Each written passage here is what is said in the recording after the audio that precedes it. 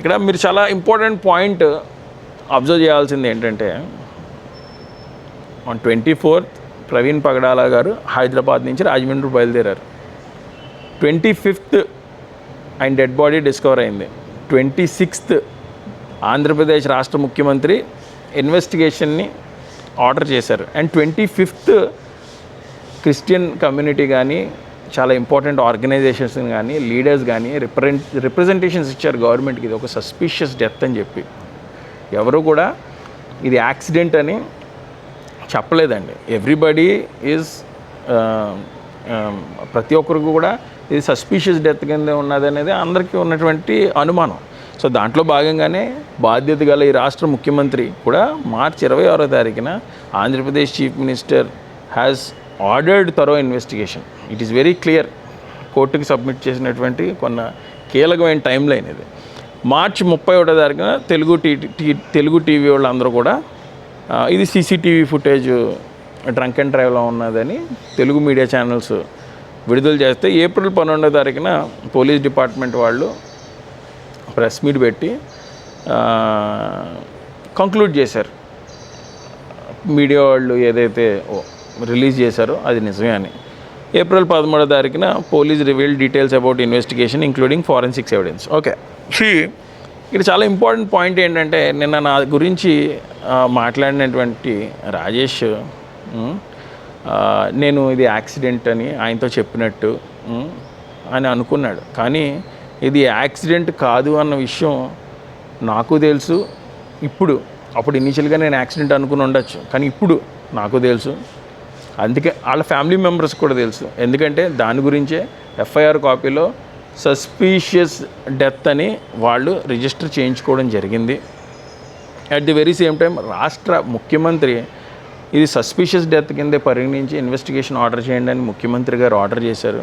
కానీ దీన్ని యాక్సిడెంట్ అని కంక్లూడ్ చేసింది ఎవరంటే ఫస్ట్ సోషల్ మీడియాలో పెట్టింది ఎవరంటే ఈ రాష్ట్ర ఐటీ మినిస్టర్ నారా లోకేష్ గారు అండి. ఇది చెప్పింది నేను కాదండి. నిన్న ఎవరైతే ఆ వీడియోని ఎస్టాబ్లిష్ చేశారో ఆ అఫీషియల్ స్పోక్స్ పర్సనే ఈ మాటను కూడా చెప్పారండి. రెండోది, ఇక్కడ నుంచి ఇది యాక్సిడెంట్ అని చెప్పి గౌరవ నారా లోకేష్ గారికి ఎవరైనా అంతపరచమ్మా మీకు ఏమైనా ఆటంకం కలిగించావా? డెడ్ బాడీ మీరు ఏదన్నా ఇక్కడ తేల్చేదాకా డెడ్ బాడీ కదలదని మేము ఏమన్నా పోలీసు వారి విధులకు ఆటంకం కలిగించావా? మీరు ఏం చెప్తే అదే విన్నాం, ఏం చెప్తే అదేనేమో. ఇప్పుడు ఎన్ని రోజులైంది ఏమండి? ఇక్కడి నుంచి కానీ ఇక్కడ ఈ ప్రాంతంలో పనిచేసిన కొంతమంది పోలీసులు ఇమ్మీడియట్గా సస్పెండ్ చేయాల్సి ఉంది. మొట్టమొదట సీఏ గారిని సస్పెండ్ చేయాలి. రెండోది, ఇక్కడ నుంచి ఇది యాక్సిడెంట్ అని చెప్పి గౌరవ నారా లోకేష్ గారికి ఎవరు ఇన్ఫర్మేషన్ ఇచ్చారు, ఎవరు ఇచ్చారో వాళ్ళు ఇమ్మీడియట్గా సస్పెండ్ చేయాలి. ఎందుకంటే నిన్న ఎస్పీ గారు ఆయన ప్రెస్ మీట్ పెట్టినప్పుడు ఇది ఇంకా యాక్సిడెంట్ అని మేము కన్ఫర్మ్ చేయలేదు, అనుమానాస్పద మృతాన్ని మేము ఎంక్వైరీ చేస్తాం అన్నారు.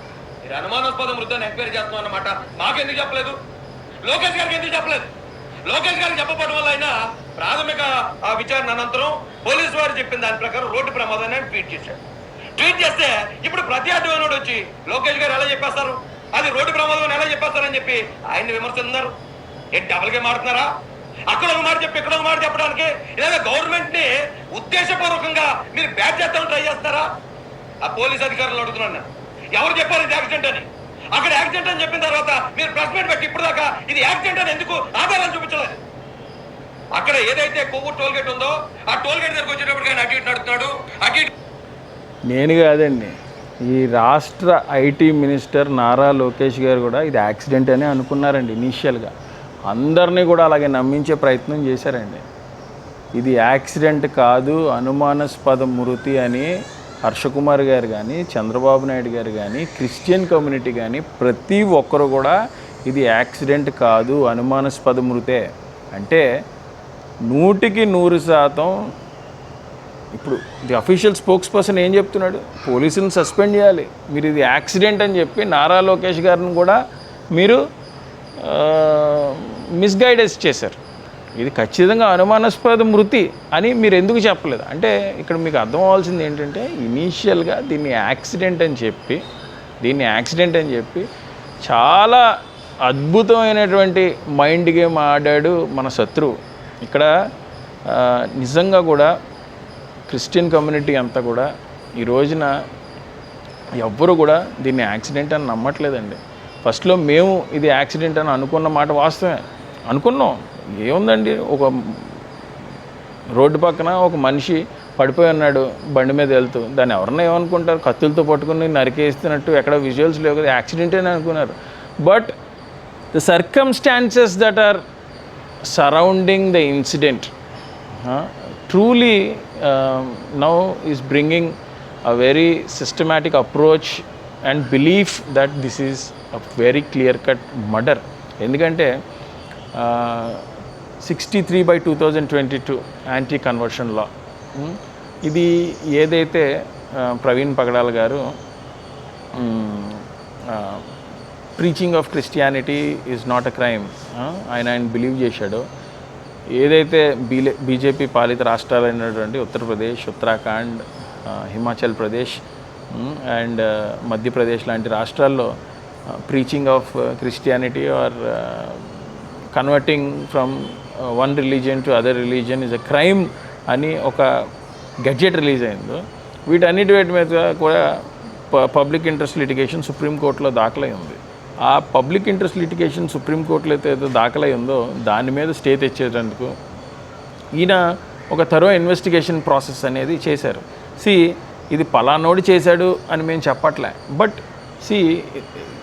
ఏమండి రిలీజియస్ కన్వర్షన్ అనేది తప్పు అంటే ఈ భూప్రపంచం మీద ఏ దేశంలోని రిలీజియస్ కన్వర్జేషన్ అనేది తప్పు కాదు, కన్వర్షన్ అనేది తప్పు కాదు. కానీ భారతదేశంలో కూడా తప్పు కాదు. కానీ భారతదేశంలో ఉన్న కొన్ని రాష్ట్రాల్లో ఒక స్ట్రాంగ్ ఫీలింగ్ ఉన్నటువంటి కొంతమంది ఉన్మాదులు కోర్టు వరకు వెళ్ళి they want to prove that ఒక రిలీజన్లో పుట్టినాడు, ఆ రిలీజన్లోనే చావాలి, వాడు వేరే మతం విశ్వాసానికి వెళ్ళకూడదు, దేవుణ్ణి చేంజ్ చేయడం ఏంటని బిలీవ్ చేసినటువంటి కొంతమంది ఉన్మాదులు సుప్రీంకోర్టు వరకు వెళ్ళి, లేకపోతే ఆ రాష్ట్రాల్లో ఉన్నటువంటి హైకోర్టుల వరకు వెళ్ళి వీటి మీద ఈ కన్వర్షన్స్ మీద స్టే తీసుకొచ్చారు. అంటే అంత ఎత్తున డబ్బు ఖర్చు పెట్టి హైకోర్టు మెట్లు వరకు ఎక్కి రిలీజియస్ కన్వర్షన్ మీద స్టే తీసుకొచ్చారంటే దాన్ని ఇంప్లిమెంట్ చేసే దశగా పోరాడుతున్నటువంటి పిటిషర్ని హతమార్చరు అని మనం ఎందుకు నమ్మకూడదండి? This everything goes with the investigation process. ఈ రోజున పాల్ గారు కూడా ఏదైతే చేశారో దానికి చీఫ్ సెక్రటరీని గవర్నమెంట్ కోర్టు నివేదిక సమర్పించమంది. It is not an easy task. Chief secretary is not a small man. ఏదో కింద ఆఫీసర్స్ రిపోర్ట్ ఇచ్చేస్తే దాని మీద ఇనీషియల్గా ఆయన సైన్ వేసేసి కోర్టుకి సమర్పించేస్తే is going to lose his credibility, is going to lost his service and is going to lost his entire life that is been built today. So I don't think he is going to sign a paper without properly studying the case. అలాగని చెప్పి ఆయన ఏదో paper submit చేసినంత మాత్రాన అది మేము review ప్రాసెస్లో మా ఇంటెలెక్చువల్స్ టీమ్స్తో స్టడీ చేయకుండా ఉన్నాం. ఖచ్చితంగా కూడా దీన్ని హైకోర్టులో పెద్దలందరూ చేస్తున్నారు. అలాగే నాన్నగారు హర్ష్ కుమార్ గారు కూడా దీని మీద సిట్టింగ్ జడ్జితో ఇన్వెస్టిగేషన్ ప్రాసెస్ని చేయాలి, రీపోస్ట్ మార్టం చేయాలని పోరాడుతున్నారు. బట్ నేను రాజేష్ గారికి కానీ లేకపోతే దీని మీద అగెయిన్స్ట్గా స్టేట్మెంట్స్ ఇస్తున్నటువంటి కొంతమంది ఇండివిజువల్స్ అందరికీ నేను చెప్పదలుచుకుంది ఏంటంటే, ఏమండి ఈ రోజున ఒక బాధాకరమైన రీతిలో ఒక మనిషి చనిపోయాడు. నేను చిన్నప్పటి నుంచి కూడా నా ఫ్రెండ్స్ అందరూ హిందూసే. ఈ ఇష్యూని మా స్కూల్ గ్రూప్లో పెట్టాను. ఒక పాస్టర్ గారు రోడ్డు పక్కన పడి చనిపోయారు అనుమానాస్పద రీతిలో అంటే నా ఫ్రెండ్స్ అందరూ కూడా ఒకటే మాట, అయ్యో అలాగలాగా జరిగింది, ఇది చాలా బాధాకరం, పోలీసులు ఇన్వెస్టిగేషన్ చేయాలి అని అన్నారు. అంతేగాని ఇది యాక్సిడెంట్ అని అనవరా. ఇది యాక్సిడెంట్ అయితే ఏంటి, మర్డర్ అయితే ఏంటి, ఒక మనిషి చనిపోయాడు కదా. చనిపోయినప్పుడు చాలామందికి అనుమానాలు ఉన్నాయి, ఇంక్లూడింగ్ పోలీస్ లాస్ కూడా ఏం చెప్తున్నాయి, 100 మంది కానీ ఒక డిబేట్కి వచ్చి పోలీసు ఇన్వెస్టిగేషన్ కంప్లీట్ చేసాం, ఎవరికైనా ఏమన్నా అనుమానాలు ఉంటే రైజ్ చేయండి అంటే ఆ రోజున రాజమండ్రిలో పత్రికా విలేకరులు అందరూ పులుల్లాగా గర్జించారు.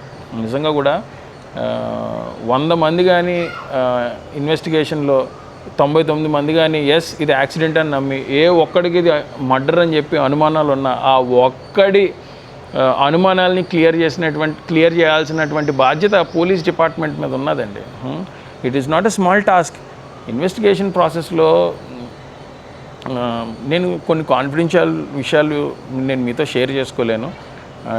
మా దగ్గర ఉండాల్సినటువంటి ఎవిడెన్సెస్ మా దగ్గర ఉన్నాయి. అవి మళ్ళీ తిరిగి మీకు సబ్మిట్ చేయమంటే దొంగల చేతికి తాళాలు ఎందుకు ఇస్తాం? మీరు కోర్టుకి సబ్మిట్ చేయండి. ఇది కోర్టు ఏమని ఇస్తుందో చూద్దాం. ఇంకా there is a lot of నేను ఇంత స్ట్రాంగ్గా ముందే యాక్సిడెంట్ అనుకున్నాను, ఇంత స్ట్రాంగ్గా నేను ఇప్పుడు ఇది మర్డర్ అయి ఉంటుంది అని ఎందుకు బిలీవ్ చేస్తున్నానంటే, to be frank and honest, ఆ బండి అండి నేను అక్కడికి వెళ్ళి చూశాను. 70 కిలోమీటర్ల స్పీడ్లో లాక్ అయింది ఇంజిన్, మా మెకానిక్ రిపోర్ట్ ఇచ్చాడు అని ఐజీ గారు చెప్పారు కదా. 70 కిలోమీటర్ల స్పీడ్లో 200 కేజీలు బలమైనటువంటి బండి 6 అడుగులు లోయలో పడిపోతే బండి మీద చిన్న గీత కూడా పడలేదండి, కనీసం సిగ్నల్ లైట్ డ్యామేజ్ అవ్వలేదు. నిన్న ఆ వీడియో కూడా రిలీజ్ చేశాను నేను, అది నా ఫేస్బుక్లో ఉంటుంది చూడండి, జీవి శ్రీరాజ్ అని. అది ఎంత బాధాకరం అండి. అసలు అది ఎంతో ఎక్స్పర్ట్ 70 కిలోమీటర్ స్పీడ్లో బండి కిందకి దించి ఎస్కేప్ అయ్యాడు అన్నటువంటి అనుమానం నాకు కలిగింది. These kind of very important procedural points you're also going to submit to the court. మీ ఇన్వెస్టిగేషన్, మీ ప్రాసెస్ మీకు ఉంటే లక్షలాది మంది దీన్ని ఎవరైతే మర్డర్ అయి ఉంటుందని అనుకుంటున్నారో వాళ్ళు బిలీవ్స్ తరపున నించునే బాధ్యత మా మీద కూడా ఉంది. If you want to prove this as an accident, shows a proper evidence. అసలు ఫస్ట్ ఆఫ్ ఆల్ ఒక కనెక్షన్ లేదు, ఒక ఇన్వెస్టిగేషన్ ప్రాసెస్లో ఆ సిన్సియారిటీ కనిపించలేదు, లేకపోతే ఆ ఇన్వెస్టిగేషన్ ప్రాసెస్లో ఆ కమిట్మెంట్ కనిపించలేదు. ఏదైతే రాష్ట్ర ఐటీ మినిస్టర్ గారు దీన్ని యాక్సిడెంట్ అని ట్వీట్ చేశారో దాన్ని కాంప్రమైజ్ చేసే భాగంగానే ఇన్వెస్టిగేషన్ ప్రాసెస్ జరుగుతున్నది అన్న అనుమానాలు మాకు ఉన్నాయండి. ఒక కమ్యూనిటీ అంతా ఇది మర్డర్ అంటుంది, వాళ్ళ ఫ్యామిలీ మెంబర్స్ వచ్చి there are some few circumstances that is surrounding and bringing a belief that it is a suspicious murder అని చెప్తేనే కదా మీరు ఎఫ్ఐఆర్ నమోదు చేశారు. ఇప్పుడు ఇన్వెస్టిగేషన్ ప్రాసెస్ చేస్తున్నారు. ఇంతట్లో లోకేష్ గారిని ఎవరో తప్పు పట్టించారంట, ఆయన ఇది యాక్సిడెంట్ అని ట్వీట్ చేశారు. సో దీన్ని యాక్సిడెంట్ అని రిజల్ట్ చేయడానికి పోలీస్ డిపార్ట్మెంట్ పనిచేస్తున్నటువంటి భావన మాలో కలుగుతున్నది. If the police department are really sincere about this subject, the police department has to maintain the process of investigating this crime as a suspicious murder. First of all, you are doing this investigation process, అంటే మీరు ఇది accident అని కోణంలో దర్యాప్తు చేస్తే దీంట్లో మీకు యాక్సిడెంటే conclude అవుతుందండి. ఇది ఒక సస్పీషియస్ మర్డర్. చూడండి, వాళ్ళ ఇంటికి వెళ్ళి ల్యాప్టాప్ సీజ్ చేశారంట, ఐప్యాడ్ సీజ్ చేశారంట, కంప్యూటర్ హార్డ్ డిస్క్ సీజ్ చేశారంట, వాళ్ళ బ్యాంక్ అకౌంట్స్ ఫ్రీజ్ చేశారంట. Do you think the family is not in touch with us? నేను మీకు ఎంతకన్నా చెప్పలేను, బట్ మీరు ఇమీడియట్గా దీని మీద నీట్గా ఇన్వెస్టిగేషన్ ప్రాసెస్ క్లియర్ చేసి నిందితుల్ని పట్టుకుంటే ఈ రోజున మొత్తం అందరూ కూడా ఆంధ్రప్రదేశ్ పోలీస్ డిపార్ట్మెంట్ని అభినందిస్తారండి. గవర్నమెంట్స్ అని ఈరోజు ఉంటే రేపు పోతాయి. People are really losing the respect and confidence towards the police department. It is your preliminary duty to maintain law and order. So it is up to you. If you want people to lose respect and belief on police department, it is up to you. But please fasten the process of investigation and fasten the procedure. And మీరు త్వరలోనే ఒక మంచి update ఇస్తారని నేను believe చేస్తూ thank you so much.